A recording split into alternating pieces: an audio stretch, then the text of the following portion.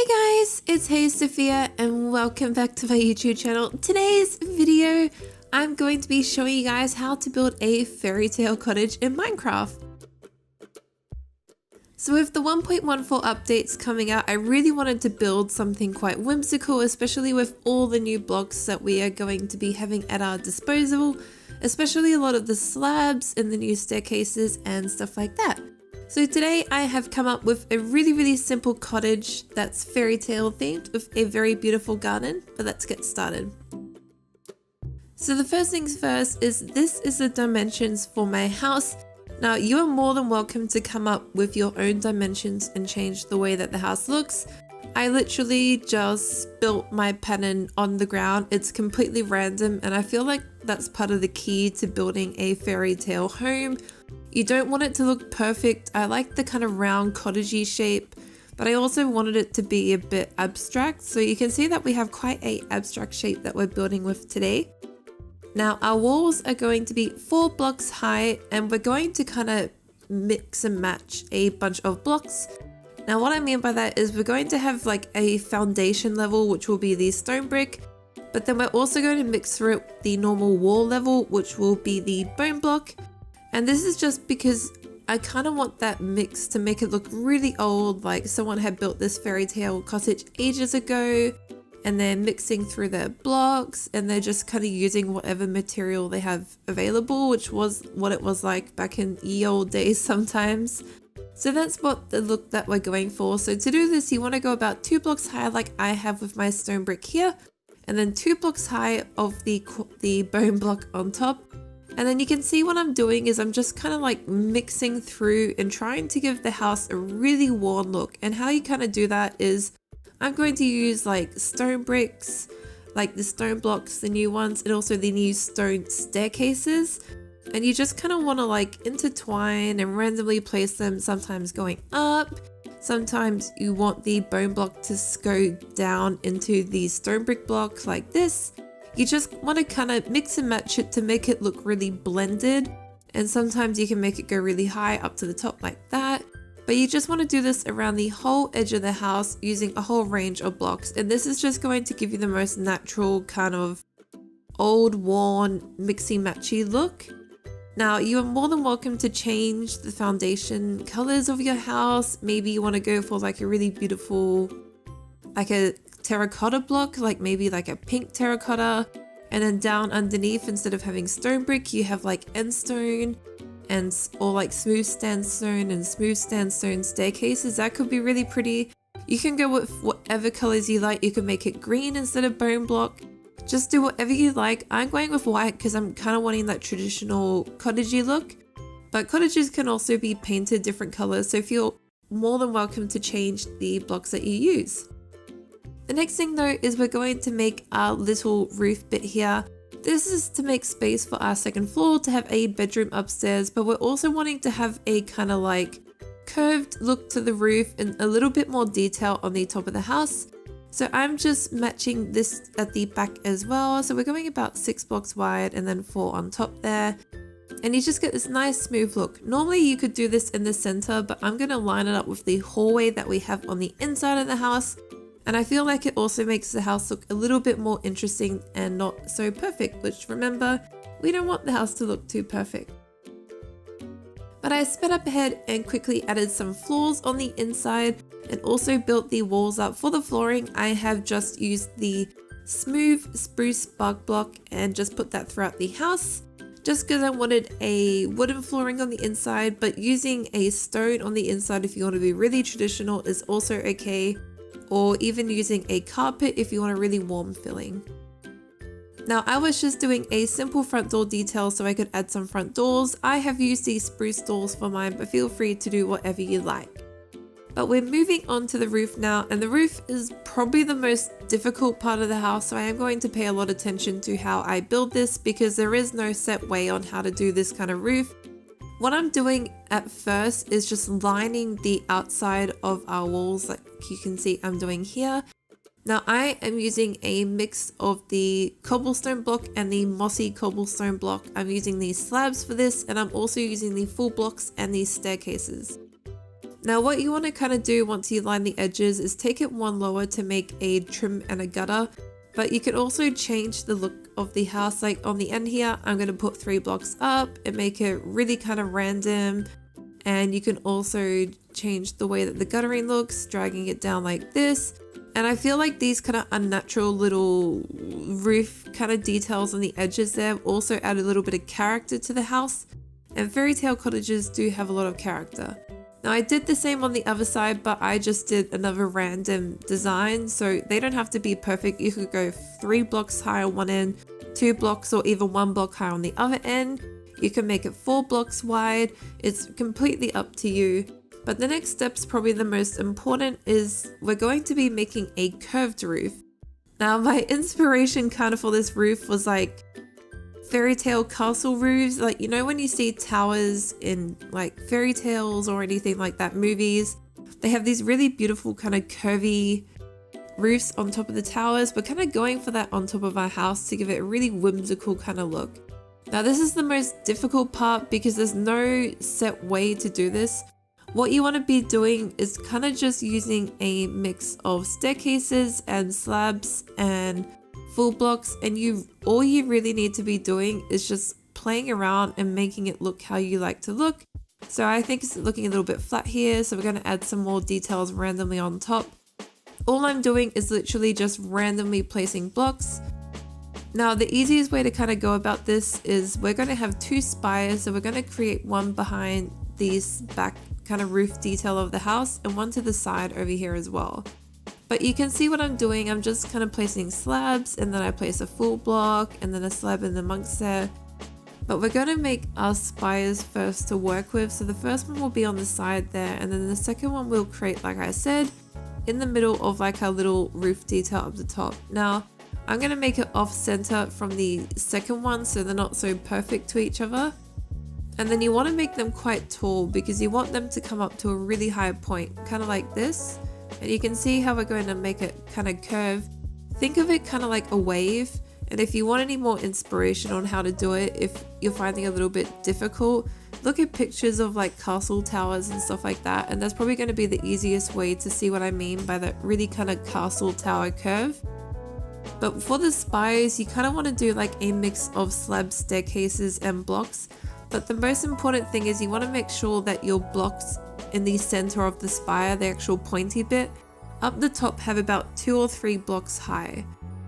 Now once you do that, you kind of work down like this, but all you want to do is slowly work up slabs and blocks and staircases, but mostly just slabs and blocks, completely up to your spire. So you just want to work the roof to the spires. Now, like I said, this is the most difficult part of the house because there's no correct way to do it. You can do it however you like. I've literally just placed blocks to what I think looks nice. And you just kind of want to mix and match and make it look really rough, because the more rough and the more imperfect that it looks, the better that it's going to look. But we're going to move on to some more details. The first one is doing a little overhang for our front door. Now I'm matching this to the roof blocks. I'm using a mix of the mossy cobblestone and also the normal cobblestone, just making a really pretty overhang. And I've also made the front door detail out of the stone brick staircase and also the andesite staircase. Not staircase, sorry, the wall blocks. Oh, HeySofia. But yeah, I've made my little detail there out of the wall blocks. I'm so not used to having wall blocks yet. They are new in the game for me, so it's very interesting to play around with them. I've just made a little trimming underneath the walls there, and I also sped up ahead and put in a couple of random windows there as well. Now the detail I'm adding at the moment is, if you look at really old houses, especially in kind of like England or Germany, they'll have like these wood details that kind of go through the house. I'm just literally making random kind of triangle shapes just like that around the whole entire of the house, which I have done. And then on our windows, we're also going to add details of some spruce trapdoors just to make them look like the little window coverings. But we're going to focus on the inside a little bit and fixing up where we had our second story. Now you can see the roof is all weird looking because, like I said, I used a mix of slabs and like the whole blocks as well. So what you want to do to create a little bit more room for your second story is just randomly kind of remove blocks, and if you see they have a block on top, that's fine. If they don't, just place a slab or a full block depending. Like this is too big of a gap, so I can't put a slab there to hide the little gap, so I need to do a full block. But you just want to do that over and over just till you have a little bit more room on the inside of your roof. I'm also going to do the flooring for the second story, which will be the spruce smooth bark block, just like the bottom of the house. And you want to remove the top layer of your walls and just replace it with the flooring like so. It doesn't matter too much about the side there because we are going to cover that up, so you don't have to do the whole roof if you don't want to. Walls, we're just going to fill in some gaps here where we think it looks kind of nice. And we can also cover little holes by adding some spruce staircases. Oh, we have a bat friend up here. Hello, bat friend. Please move. There we go. I did not kill him. He's more than welcome in our house. But we're just going to add details like some random little spruce staircases just because it makes it look like you've got some beams up in the roof and a little bit more detail like that.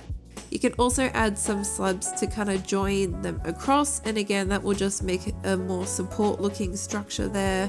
There we go. But I kind of really like the look of using the cobblestone mixed in with the wooden supports, and I feel like that gives it a really old charm, so we're going to leave it exactly like that. Don't worry about hiding or trying to hide them up or anything. We're going to work on a few more details around the house now. So windows, I'm just going to add a few more around the house like that. There we go. So you can see I've added some windows. I just added one window to every room that I have. So the room to the side here, the lounge room, we have one window. The kitchen area has like one window. You just want to kind of do that. I'm making a fireplace now, which I'm using the brick block and then also trimming it off with, I think probably the stone or maybe the andesite. We'll do the andesite slab. So we're going to trim it off just like this to have a two-tone fireplace and add a little bit more detail. I will add also a little protective thing there with the iron bars. There we go. Just remember, if you are building in survival and you have fire tick set to true, which is fire spread, if you do set a fireplace like this, it is going to spread. So maybe think about using a torch or even a lantern in the fireplace if you do have fire spread on. Please don't burn down your world. But we're just building the chimney now, and I'm kind of wanting to make it look really random. So we're going to use a mix of the brick staircases and slabs. And then up the top, I'm going to add a really cute detail to make a kind of really fine looking chimney, which is something you can do now with the brick wall blocks, which I think is quite fantastic, or a matter of fact, any of the wall blocks. So we're going to place the brick wall block on top, or just grab that now. There we go. And we're also going to use some staircases. There we go. Wall block on top. And then we're going to put a little pot on top of the wall block. We're just going to try and, there we go. That looks a bit better. But you just want to play around with what you think looks nice. So just play around by ear, just have a look. I think this is looking pretty good now. So we're going to add our little pot on top of our fireplace, which I really love because the flower pots match perfectly with the brick block because it's the same kind of like material thing. So I think they're fantastic for doing a brick fireplace now. Now to age the house a little bit, I'm going to add some vines, I suppose you could say randomly all over the house, or plants that are growing up. I'm just going to use the oak leaf block and just randomly make some little trailing bits like this. I don't want to cover the house too much because I do want to show a lot of the detail that we have added by the mixing of the different blocks for the walls and the roofs, and we want to show the little window shutters we made out of the spruce trapdoors, so we're not going to do too many vines over the house. But we're going to start focusing on the outside of the house, and I'm going to show you how to do the gardens. Now I think the gardens in a fairy tale cottage are actually quite important because the gardens are kind of like what give you a feel for it being a fairy tale or not. If you think back to any movies that you've watched, especially like old Disney movies or anything like that, if you go to like an evil place in a fairy tale, it's always kind of like the land is dead, the flowers are withering, it's just dead trees everywhere. And if you go to like the princess's castle or something like that, it's beautiful flowers and everything's green and lush.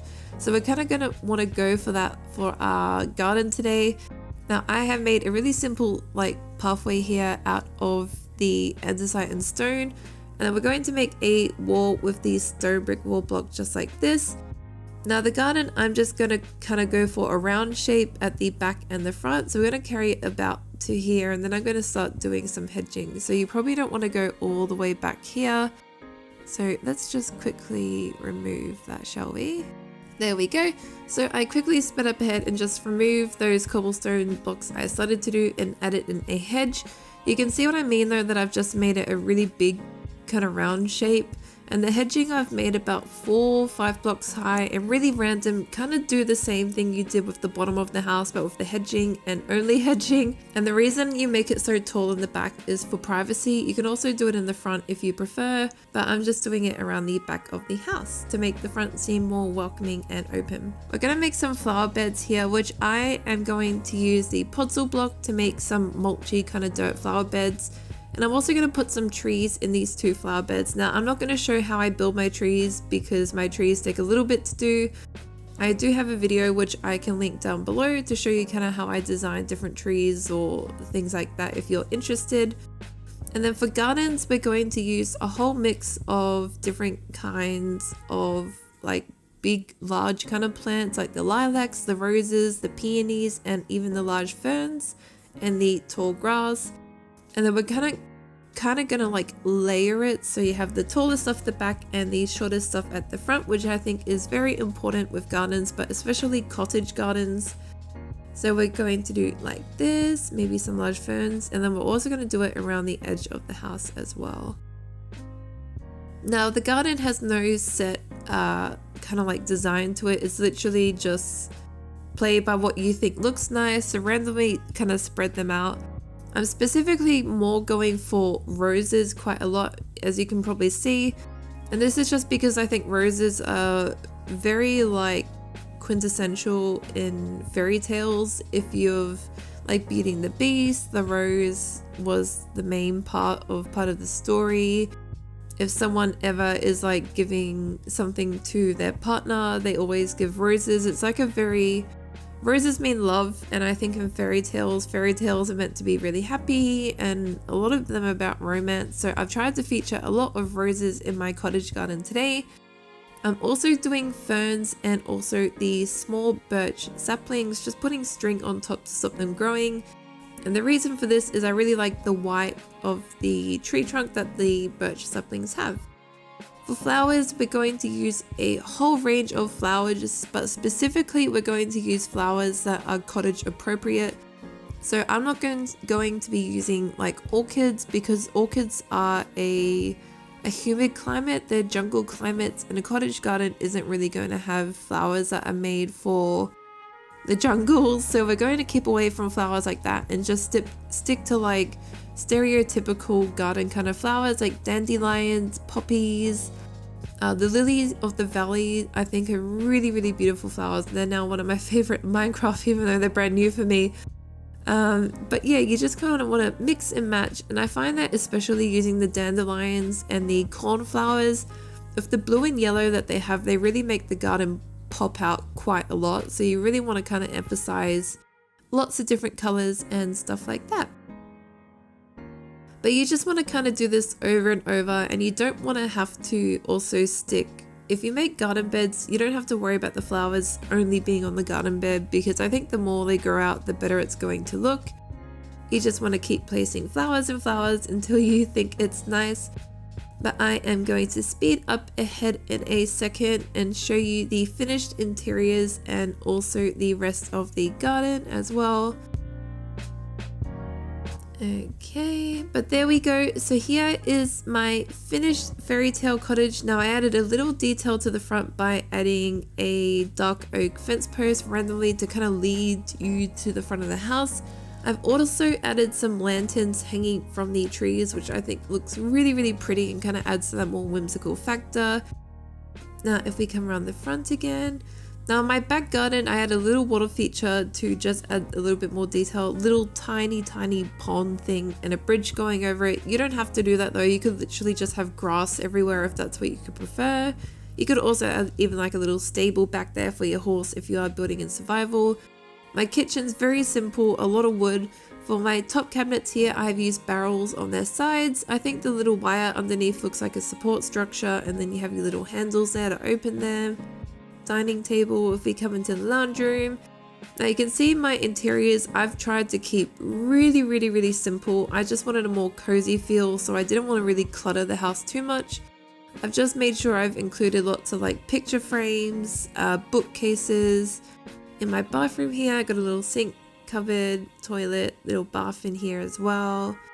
Here we go, let's go upstairs. And upstairs is the bedroom. So I've got, again, bookcases, little lantern, photos hanging. I've got a bed here, storage. I've also added carpets in the house to add warmth to the flooring because I am using the wood. But again, just really simple interiors, nothing over the top or too crazy. But there you go, you guys. There is how to build a fairy tale cottage in Minecraft. Please like and subscribe if you enjoyed the video. Comment down below, do you think you'll be building your own fairy tale cottage in Minecraft? Let me know how you would change up maybe the roof or how you would design your garden or anything like that. But like always guys, thank you so much for watching. Thank you. Bye.